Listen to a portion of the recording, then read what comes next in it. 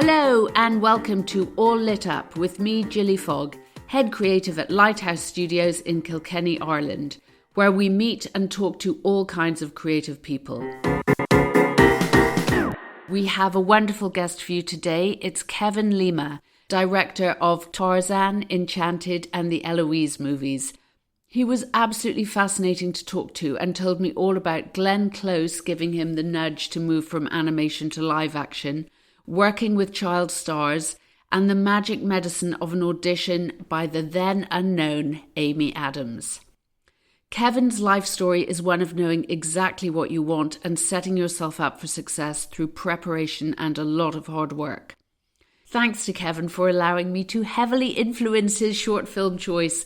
It's the happy working song from Enchanted, something that I could watch over and over again. It's magic. So, lots to look forward to in this conversation. Now let's get all lit up.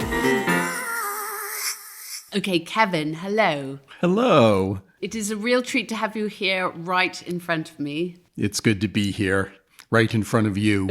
In Kilkenny, and I have so much to ask you about because you have such variety in your work. And I have noticed that after Tarzan, that's really when you made a move into live action. I did, yes. And was it, I was surmising that maybe it was because you used the camera so fluidly in Tarzan, or what about the Tarzan experience made you suddenly go, there's more to life than animation? I think it goes back to one of your earlier, you said there's a lot of variety. And that's always been kind of, I accomplish one thing and then I want to reach for the next thing. And what can that be? And I did it when I went into animation. I was an animator to begin with, then a character designer, then a storyboard artist, then I asked to direct. So it was always about what's next and asking for what's next. So after I had done a Goofy movie and Tarzan, I felt like, what's next? Where do I go next? And I thought, oh, well, I'd really like to try my hand at live action. I was a puppeteer. I started very young. I was 14. I started with a professional group in Rhode Island. And so I started writing and directing and building and performing. So I had that bug as well. And so I just thought, okay, this might be the next place to go. And I got very, very lucky in that Glenn Close asked, have you ever thought about directing live action? Because you direct more like a live action director than an animation director. I would have directed her as the voice of Kala in Tarzan. And the way I directed those sessions, I guess, was different than the way other animation directors had directed her. So she said, have you ever thought about this? And I said immediately, yes. And then it just so happened that they lost their director on 102 Dalmatians. And the head of Disney Animation had gone over to the live action division, became CEO of Disney. And she said, what about Kevin? And I got an opportunity. Wow. Yeah. Wow. So it's a combination of you seeking new challenges and having that itch to do something else, but also you speak up and you... Yeah, I've always been, I realized very, very young, like the puppetry, I realized very young that I could ask for something. I could try to arrange it to make it happen. So my family was a welfare family, and my dad left when I was 12, and I had this opportunity to get a job in the summer. And I had seen this group called the Puppet Workshop perform, and I thought, okay, maybe I can ask to work for them. And I called them, and I knew them a little tiny bit because I was doing some amateur puppetry. They knew me. And I said, if you ask for a job, I'll ask for this job, and maybe I'll get to work for you. So I arranged that at like 14 years old. And what I realized then was I needed to ask for the things I wanted in life. And knowing what you want in life, that's also such a blessing, isn't it? I've always known. There's not a time that I didn't. I've always, like a lot of people in animation, I drew since I could hold a crayon. And I saw The Jungle Book when I was 5 years old, initial release, so that tells you how old I am. And the credits went up at the beginning, and my mother said, "Those are the people who made this movie." And I don't remember this, but she said, "You said to me, I'm going to make this movie when I grow up." Oh wow! at 5. So I've always had that ambition to be creative. I had a grandmother who was very artistic and a performer, and she was a seamstress. So she helped me make puppets when I was young and really encouraged that drive and that creative burn in me. So Glenn Close gives you the nod. You step out onto the live action set and you just feel, yeah, I can do this.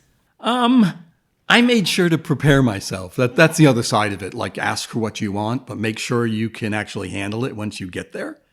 So I had done some community theater, so I could get some experience working with actors. When I first got this job, the DP and I sat down for 2 weeks and went through sort of what each lens does and how it affects the image. So I wanted to be prepared, so when we stepped out on the first day of filming, I could handle it. It was hard. There's no doubt. It's the same in some ways as animation, but in many ways it's different. It's a whole lot of pressures on you at once. In the moment, right? Yeah. So you have to collect something in the moment. Whereas in animation, you can plan, you can do storyboards. If it doesn't work, you can change it. Yeah. Right? You can animate and you can sculpt it as you go along through editorial. And so, but with live action, you shoot it and it's what it is. And the personalities are different. You're just more exposed. Yeah, there's a lot more fear.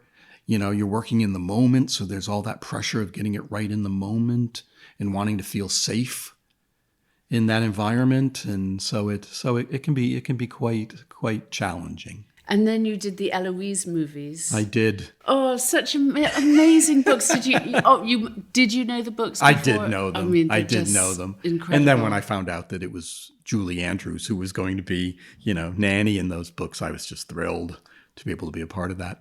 And working with that young actor, Sofia Vassilieva. She was such a talent. Yeah, on screen. she really was. And was she really was. Really? Did she take a lot of direction? She came into the room like that. But I also did research again, talked to other directors about working with kids and how did that work out and how were you successful or not successful. And I learned how to sort of play with them.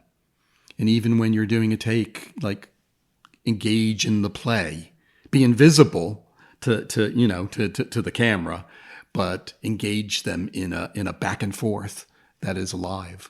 And did Sophia go on to have a career? She did. She did many other movies. She was on a television series called The Medium in the States. And I think she went off to Columbia. She's a very smart girl. Yeah. Her parents are Russian immigrants. And she's incredibly smart. Her parents were physicists or something incredible like that. And she went to Columbia, took a break from acting for a bit, and I think she's slowly been getting back into it. I know you have a daughter. I do. If your daughter of that age was offered a job on a film set, would you say, go for it, or would you say, no way? Oh, boy. We did kind of say no way. Because I was directing live action movies and it would have been easy to make some sort of segue for her. But it's a difficult life for a child actor, and we wanted her to have sort of a more grounded, everyday, childhood. Yeah. So we let her act, and she wanted to act, and she did a lot of stage work and children's theater, and she sang a lot. So we didn't discourage it, but we wanted her to have a day-to-day.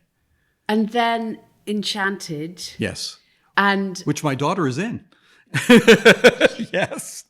She has a tiny little role in the That's How You Know, the piece in Central Park. Oh, yes. She plays Rapunzel up in the tower. Yeah. Oh, that's lovely. Oh, I'll have to look out for her next time I watch it. And you did a director's commentary. I did. Yeah. Did you listen to it? Oh, yes. I think it's great. They didn't do an official one for the actual release on disc, so I decided I would record my own. Yeah, I loved it. I loved it. Just talk about the movie in real time, and yeah. When you're telling the story of how the movie evolved, it was 7 years in development before you even came to it. True. They had tried out different directors, but the feeling was too cynical. Right. That's true. That's true. And I worked with the original writer, and he struggled to find the tone. At the time, I believe Shrek had happened. So Disney had optioned the property, and they became very afraid of how to be. Their thought was to be more cynical with it, to be more biting. And when I came in, I sort of said, hey, I think you're missing the boat here. Shrek has already done that. Let them do that from the outside. Let's say we love Disney movies instead. And let's take that approach. And they were very nervous about that. Why would they be nervous about loving their own, honoring it? I don't know. Executives tend to be a little, I don't know. There's a lot of fear in the movie business. And I think there's a cynicism that that everybody wants to be cool. They all want to be cutting edge. And when you're sentimental about something, I think there's a belief that that's weakness. When I think movies in and of themselves have proved that when you're more sincere, your movies tend to be a bit bigger. I mean, I think about The Princess Bride, right? It doesn't make fun of itself. Those characters live in that skin 100%. And that's what I really wanted from the animated characters going into the real world, is that there's no winking at the characters. They are who they are, and they believe in who they are with all their body. And at what stage did Amy Adams come into the picture? We were casting the piece, and we were doing auditions for Giselle. And she was brought up. She had filmed Junebug, but it hadn't been released yet. So we watched the film, and she came in and auditioned. And honestly, it was a no-brainer. She came in 100% the character, And we talked for a little bit. I had a fever that day. I wasn't very well, and she made me forget I was sick. Right. And I gave her a couple of physicalizations, and she took them on as if they were a part of her in the character. So it was no doubt. It was a different story with the studio, though, because they wanted a name in the role. They wanted a big star. And I said, I think we have a chance to do like Mary Poppins here. Julie Andrews doing Mary Poppins. Is that you bring someone has a little bit of, she's known a bit, and to break an actress out, but to have the character live first. Have Giselle be what you see first. And then you say, wow, who was that actress? She's incredible. But it took some convincing. Wow, that's yeah, amazing. I had to make a deal. I had to hire a Robert, who was a bigger star. Patrick Dempsey came in to play that role. And so I imagine you were in your element, because there you were with all of your animation knowledge and experience and your live action. And then I had learned, 102 Dalmatians was difficult, and at the end of the day, it wasn't a movie that felt like it came from me. It wasn't from my heart. I'd come in 3 months before it had to start filming. So I took it on. I looked at it as an opportunity. Here's a huge opportunity. But Enchanted was something that I got to really develop. And I brought, the other thing is when I did 102, I thought I had to be a different kind of director. I didn't think I could bring my animation knowledge or the way in which you make films in animation to that movie. I had to do something different. I had to be in the moment. I couldn't pre-plan. I had to let the moment happen. And what I realized is, oh no, I'm first and foremost a visual director. I discover who the characters are through storyboards. I have to bring that to the movies I make. And I learned that after making 102. I boarded all of Eloise, most of it myself, in my script, just so I had some understanding and I could show up on the day and I had gone through the thought process of who the characters were visually. I could pose them in a sense and go, oh, that's who she is. She's tight and she's, she stands erect. And, so I had some sense of that. So when I went into Enchanted, because it's partly animated, behind everybody's back, I used the money for the animation storyboards to storyboard the entire movie. And I didn't tell the studio I'd done that. But it was my way of understanding what the movie was and who the characters were.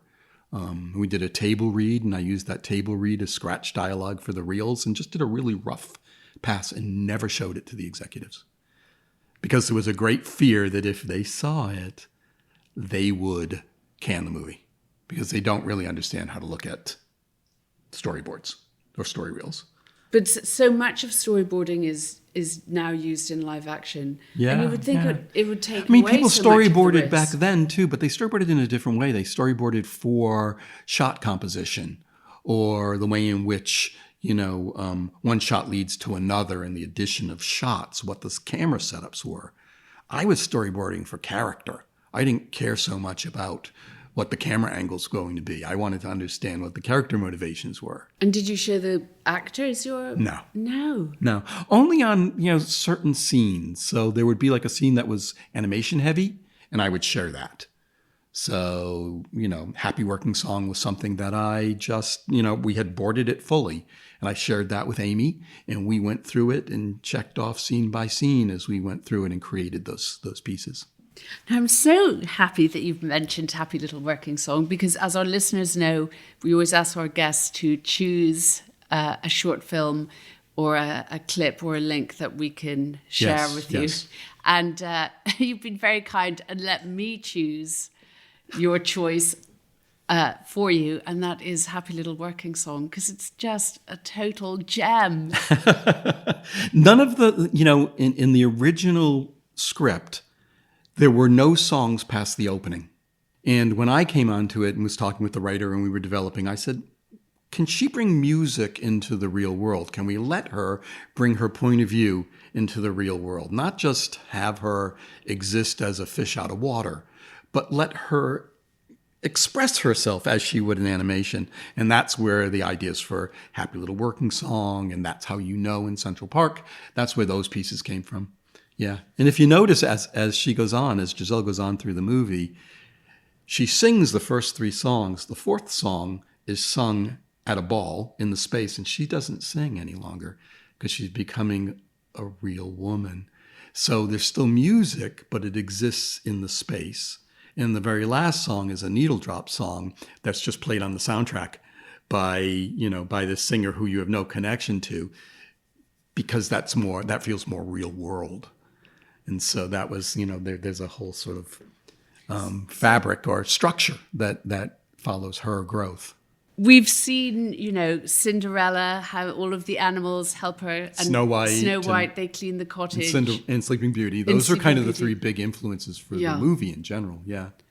And then you board it out, so Giselle calls, out of her window. As she would in the animated, right? She did that in the animated version at the beginning. And all her forest friends show up. It hasn't dated at all. The CG is still so good. Those cockroaches cleaning the bath. It's all the songs were written by Alan Menken, who wrote Little Mermaid and Beauty and the Beast and on and on and on. And Stephen Schwartz, who wrote Wicked. So he wrote the lyrics. Royalty. Yeah. Yes, indeed. Wonderful. Okay, well, moving to more contemporary films that aren't yours, what films have caught your eye lately, or have you enjoyed? Oh my.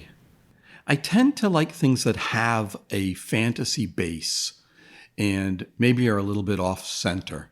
So, I mean, maybe the last one that I've been sort of obsessed with was Everything Everywhere All at Once, which I just thought was off the wall, just eye-opening for me. I just felt a real sense of joy. I also like musicals, so I always tend towards those. And one that I watched many, many times was Tick, Tick, Boom. And it is the story of Jonathan Larson, who wrote Rent, musicalized story. And I came back to that movie again and again and again. Okay.